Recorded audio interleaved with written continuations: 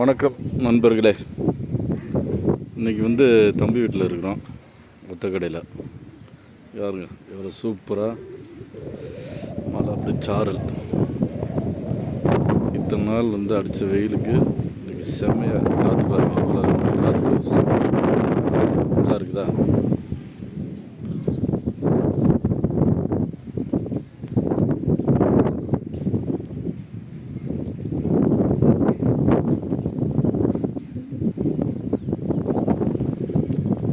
Yanaimalai